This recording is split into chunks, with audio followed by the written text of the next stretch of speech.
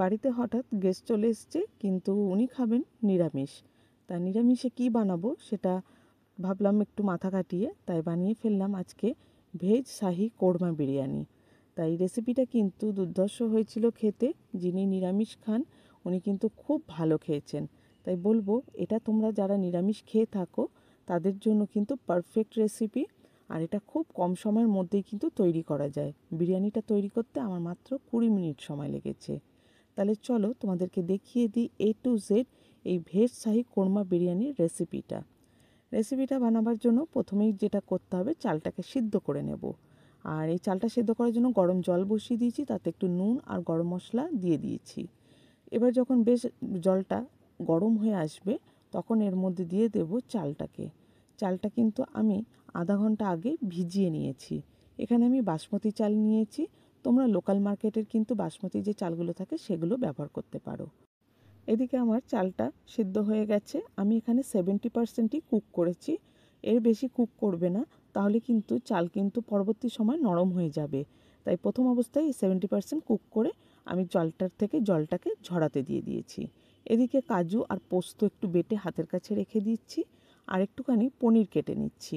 পনিরটা দিলে পরে ভেজ বিরিয়ানিতে কিন্তু খেতে খুব সুন্দর লাগে। আর যারা নিরামিষ খাও তারা তো পনির খুব ভালোই খাও। একটু বড় বড় সাইজ কেটেছি, দেখতে যেন ভালো লাগে, খেতেও ভালো লাগবে।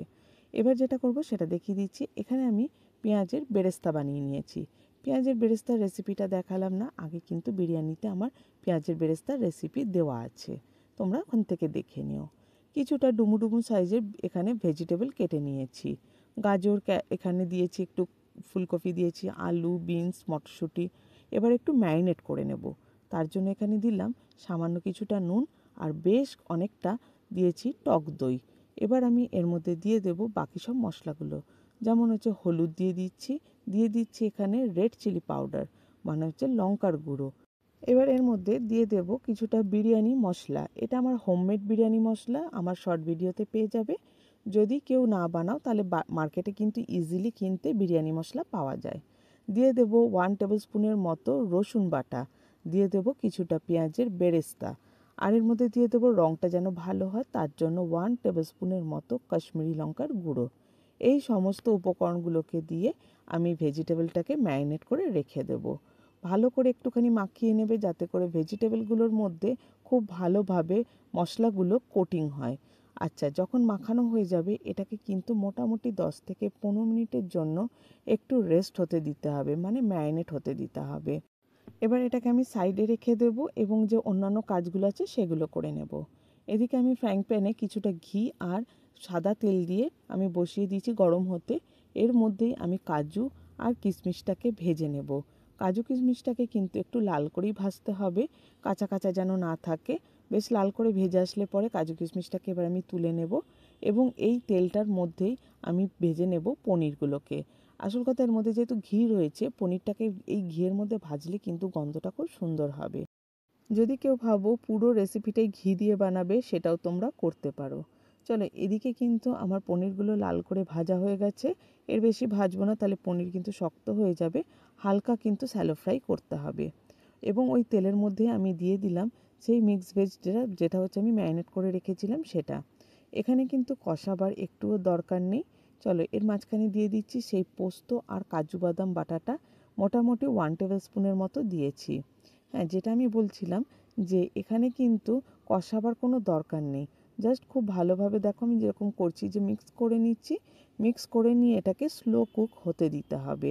তা আমি স্লো কুক হতে দেওয়ার জন্য মোটামুটি এখানে 20 মিনিট সময় দিয়েছি। মাঝে মাঝে একটুখানি নাড়াচাড়া অবশ্যই করে নিয়েছি। 20 মিনিট পর চলো তোমাদেরকে খুলে দেখাচ্ছি। দেখো, এখান থেকে সুন্দরভাবে কিন্তু গ্রেভিটা হয়েছে, মানে যে ভেজিটেবল থেকে জল বেরোয় তাতেই কিন্তু গ্রেভিটা তৈরি হয়ে যায়। এবং আমি এর মধ্যে এবার অ্যাড করে দিচ্ছি সেই ভেজে রাখা পনিরগুলো। যেহেতু গ্রেভিটা আমার রেডি হয়ে গেছে, তাই এই অবস্থায় কিন্তু এখন দিতে হবে পনিরটা, আগে দিও না, নাহলে কিন্তু পনিরগুলো সব ভেঙে যাবে। তা এইভাবে ভালো করে একটু মিক্স করে নিতে হবে পনিরের সাথেও মশলাগুলোকে। দিয়ে আমি এর মধ্যে এবারে শুরু করব লেয়ারটা করা। তা লেয়ারটা করার জন্য যেটা প্রথমে করতে হবে সেটা হচ্ছে এই যে বেরেস্তা যে বানিয়ে রেখেছিলাম সেই বেরেস্তাটা দেব। এবং আমি একটু গোল গোল করে টমেটো কেটেছিলাম, এই টমেটোগুলোকে এর মধ্যে স্লাইসগুলোকে বসিয়ে দেব। যদি কেউ টমেটো না খাও সেক্ষেত্রে কিন্তু তোমরা এটা স্কিপ করতে পারো। ব্যাস টমেটোগুলোকে বসিয়ে দিয়ে এবার এর মধ্যে খানিকটা আমি দিয়ে দেব ধনেপাতা কুচি। ধনেপাতা কুচিটা দিলে কী হবে, গন্ধটা কিন্তু খুব সুন্দর হয়। তাই এই ধনেপাতা কুচিটাও দেওয়া হচ্ছে, বাট এটা অপশনাল, কিন্তু দিতেও পারো নাও দিতে পারো। এবার আমি দিয়ে দেবো রাইসটাকে।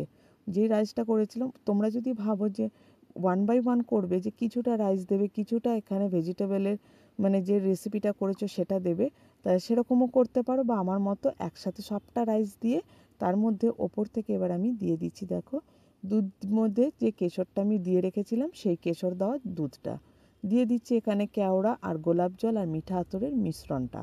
মিঠা আতর কিন্তু জাস্ট 1 ড্রপ দিও, খুব বেশি দিও না, নাহলে কিন্তু একটা তেতো তেতো ভাব চলে আসে।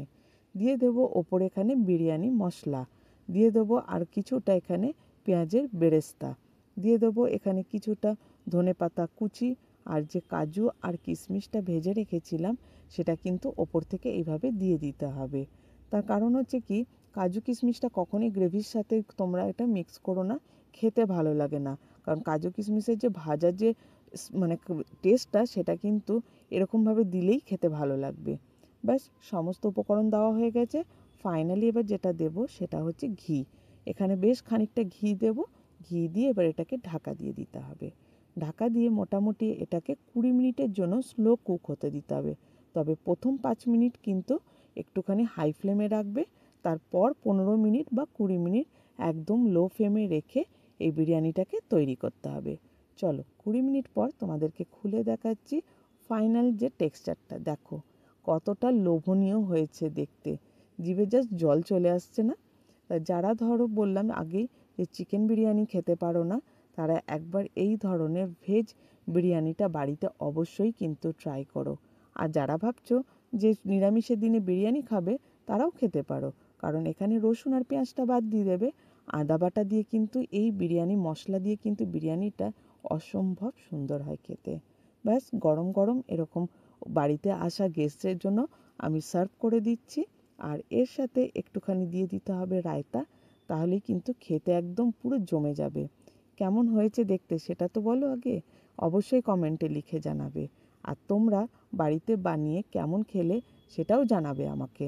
দেখো কতটা ঝরঝরে হয়েছে রাইসটা। রাইসটা কিন্তু যেভাবে বললাম কুক করেছি ওইভাবেই কুক করো, আর এবং 70%, তাহলেই দেখবে রাইস কখনোই দলা পাকিয়ে যাবে না বা গলে যাবে না। ব্যাস রেডি হয়ে গেছে আমাদের শাহি ভেজ কোরমা বিরিয়ানি। আচ্ছা, নতুন বন্ধুদেরকে বলছি যারা এখনও আমার চ্যানেলটাকে সাবস্ক্রাইব করনি অথচ রেসিপিগুলোকে ফলো করছো, তাদেরকে বলবো অবশ্যই কিন্তু আমার চ্যানেলটাকে সাবস্ক্রাইব করে পাশে রাখা বেল আইকনটাকে ক্লিক করবে, যাতে করে যখনই নতুন কোনো ভিডিও আপলোড করব তার নোটিফিকেশন তোমরা আগে পাবে। তাহলে আজকের ব্লগটা এখানেই শেষ করছি। নতুন একটা ব্লগে নতুন একটা রেসিপি নিয়ে খুব শিগগিরই আবার তোমাদের সাথে দেখা হবে। আর এটা কিন্তু অবশ্যই নিজেদের টাইমলাইনে শেয়ার করে রেখো, যাতে করে যখন ইচ্ছে হবে তখনই তোমরা বিরিয়ানিটাকে বানিয়ে ফেলতে পারবে। তাহলে চলো, টাটা।